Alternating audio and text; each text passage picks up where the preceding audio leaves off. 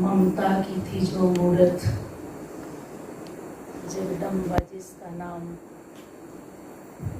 सबको ही प्यार बांटना जगदम्बा का था काम।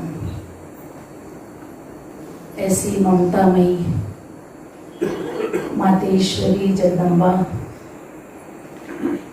जिनका ये स्मृति मास चला, हमने बहुत सारे अपने पूर्वजों के अनुभव सुने,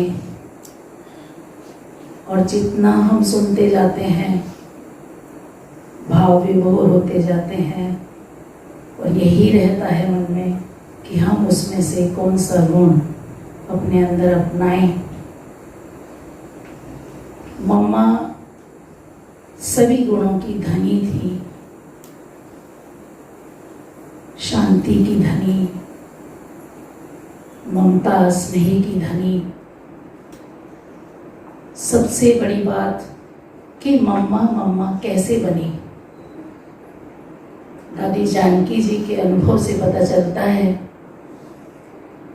कि मम्मा मात्र 18 मास में राधे से ओम राधे फिर मम्मा बनी। इतना गहरा पुरुषार्थ कि जब दादी जानकी कराची में आए तो प्रकाश मणि दादी से मिले, तो दादी जी ने कहा कि जानकी तुम अच्छा है आई हो, तो तुम मम्मा से मिली हो।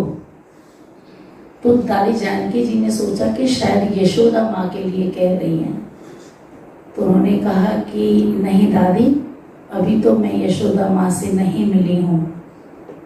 तो उन्होंने कहा कि वो तो ठीक है, लेकिन मैं उनकी बात नहीं कर रही हूँ, मैं मम्मा की बात कर रही हूँ, चलो मैं तुम्हें मम्मा से मिलाती हूँ।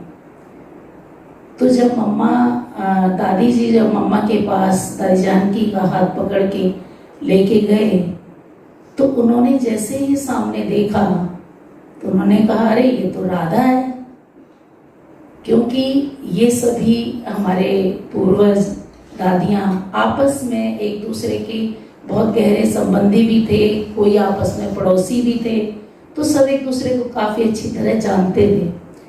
तो मम्मा को दादी जानकी ने जो पहले रूप में देखा हुआ था कि मम्मा बहुत कॉलेज टाइम में बहुत फैशनेबल और बहुत उस तरीके से रहा करती थी, रमणीक तरीके से, गंभीर नहीं थी। और उन्होंने जब उनका रूप देखा तो मम्मा कहती हैं, मतलब दादी जानकी ने कहा कि ये राधा मम्मा बन गई, तो कैसा पुरुषार्थ। और मात्र 18 मास हुए थे मम्मा को ज्ञान में आए। तो सोचने में आता है कि हमारे 18 वर्ष तो क्या 36 वर्ष हो गए, और फिर भी हम कहीं पर पहुंच नहीं पाए। जो सीढ़ियां हमारे उन्होंने चढ़ी संपन्नता की ओर। मम्मा के लिए कहते हैं कि मम्मा एक भी रुपया, एक भी आना अपने साथ नहीं लाई थी, फिर भी वो धन की देवी लक्ष्मी बनी। कैसे? क्योंकि उन्होंने जो शिव बाबा से जो ज्ञान धन मिला उसको इतना दान किया कि वो धन उनके लिए धन वैसा वरदान बना कि ज्ञान धन से वो स्थूल धन की लक्ष्मी कहलाई। और जो भी यज्ञ में भी उन्होंने इकोनॉमी, यज्ञ जो स्थूल धन है उसको भी बहुत बचाया, सफल किया, सब कुछ सफल किया। अपना धन नहीं था, लेकिन तन और मन बाबा का बहुत सफल किया।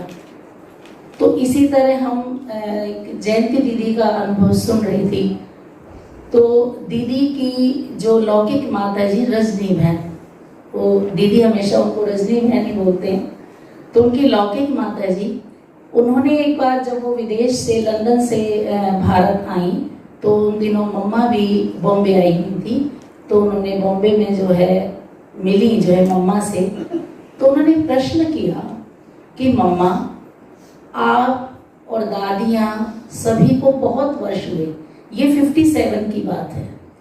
तो उन्होंने कहा कि सन 37 में बाबा आए, आप सबको ज्ञान मिला, आपको इतना समय मिला पुरुषार्थ के लिए, और हम तो अभी आए हैं, और वैसे भी हम तो गृहस्थी हैं, घर में रहते हैं, तो हम करते हैं पुरुषार्थ, वो ठीक है, लेकिन और आगे जाने के लिए, आप सब की तरह आगे जाने के लिए हम क्या करेंगे, कैसे करेंगे? हमें तो बहुत समय हो गया, बीत गया समय। तो मम्मा ने बहुत अच्छे तरीके से उन्हें समझाया कि देखो, किसी को यदि किसी डेस्टिनेशन पर पहुंचना है तो सब अलग अलग स्थान पर रहते हैं, और उन्हें जाना होगा जैसा जिसके पास व्हीकल होगा, जैसा जिसको समय लगता होगा, वो वैसे अपने घर से निकलेगा। जैसे मान लो किसी के पास बैलगाड़ी है, तो उसको अगर 2 घंटे का समय है तो वो बहुत पहले निकलेगा। अगर लगता है किसी के पास साइकिल है तो वो थोड़ा और बाद में निकलेगा। किसी के पास अगर कार है तो थोड़ा और बाद में निकलेगा, और अगर किसी के पास एरोप्लेन हो तो और बाद में निकलेगा। तो उन्होंने कहा कि आप लास्ट में आए हो, लेकिन आपके पास फास्ट जाने का अभी समय है, सीट फिक्स नहीं हुई है, आप उसी तरीके से अपना पुरुषार्थ करो, ऐसा नहीं है कि समय बीत गया।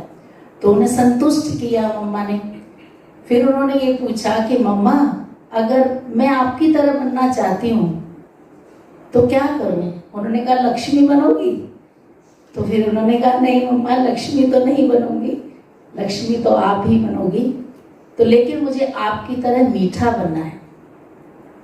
तो मम्मा ने कहा कि बस एक पुरुषार्थ करती जाओ कि मैं आत्मा बाबा की बच्ची, मैं आत्मा बहुत मीठी हूँ, बस यही पुरुषार्थ। जब तुम ये समझोगी कि मैं आत्मा बहुत मीठी हूँ, तो मीठे संस्कार उत्पन्न होते रहेंगे, और संस्कार उत्पन्न होंगे ही नहीं। तो इस तरह मम्मा सबको संतुष्ट करती थी। मम्मा की जो दृष्टिकोण था मम्मा का बाबा के प्रति, वो बहुत बहुत ऊंचा था। हमें भी उसी नजर से बाबा को दिल से ऊंचा मानना चाहिए, देखना चाहिए, लेकिन हम फिर भी भूल जाते हैं। मम्मा का जो नजरिया था, एक बार जैसे बाबा ने किसी भाई को कहा, शायद इन अनुभवों में शायद आपने पहले भी सुने भी होंगे, कि खटिया को खटिया के नीचे रखने वाला अनुभव, कि किसी भाई को कहा कि इस खटिया को खटिया के नीचे कर दो। तो वहीं प्रेम दीदी भी थे जो हरिद्वार वाले। तो प्रेम दीदी ने कहा एकदम कि नहीं, वो उसके नीचे नहीं आएगी। तो मम्मा ने फिर भी, वो बाबा ने कहा कि करके देखो। तो उस भाई ने करके देखा तो वो खटिया उसके नीचे नहीं आई। तो दीदी ने फिर से कहा कि देखा, मैं तो पहले ही कह रही थी कि नहीं आएगी। तो मम्मा भी उस समय वहीं खड़े थे, मम्मा ने उस समय तो कुछ नहीं कहा। बाद में मम्मा ने कहा कि प्रेम बच्ची तो बहुत समझदार हो गई है। उस समय प्रेम दीदी को थोड़ा अच्छा लगा कि मम्मा उनका विशेषता का बता रही, प्रशंसा कर रही हैं। तो उन्होंने कहा कि प्रेम तो बाबा से भी समझदार हो गई है। अब उनको खटका लगा कि बाबा से समझदार तो कोई भी नहीं है। तो उन्होंने कहा कि मम्मा, कि हाँ, जब बाबा ने कहा कि खटिया को खटिया के नीचे रखो, तो तुमने अपना क्या किया? तुम्हें मालूम है था कि उसके नीचे नहीं आएगी, लेकिन तुमने अपनी बुद्धि का अभिमान दिखाया। कहती कि एक बार कहा आपने, फिर दोबारा कहा कि मैं तो पहले ही कह रही थी कि नहीं आएगी। कहती आया ना, रिंचक भी अभिमान आया ना। तो शिव बाबा को अभिमानी बुद्धि वाले बच्चे नहीं चाहिए, दिव्य बुद्धि वाले चाहिए। तो प्रेम दीदी ने उस दिन के बाद अपने आप को कहा कि कभी भी, है ना, मम्मा स्वयं भी बाबा का उतना ही रिगार्ड करती थी, और सबके दिलों में भी मम्मा उतना ही रिगार्ड कराना चाहती थी। कि बाबा ने जो कहा, मम्मा मम्मा क्यों बनी, क्योंकि जो बाबा के मुख से निकला वो मम्मा के लिए पत्थर की लकीर हुआ। वो मम्मा ने अपने जीवन में सहज ही धारण कर लिया। तो इस तरीके से हमारी मातेश्वरी जगदम्बा हमारे लिए पूजनीय है, माननीय है, और केवल ना पूजनीय है, हमें इनके कदमों पर चलते जाना है। यही हम सब मम्मा से, यही हमारे सच्ची श्रद्धांजलि होगी, सच्चे श्रद्धा सुमन होंगे। ओम शांति।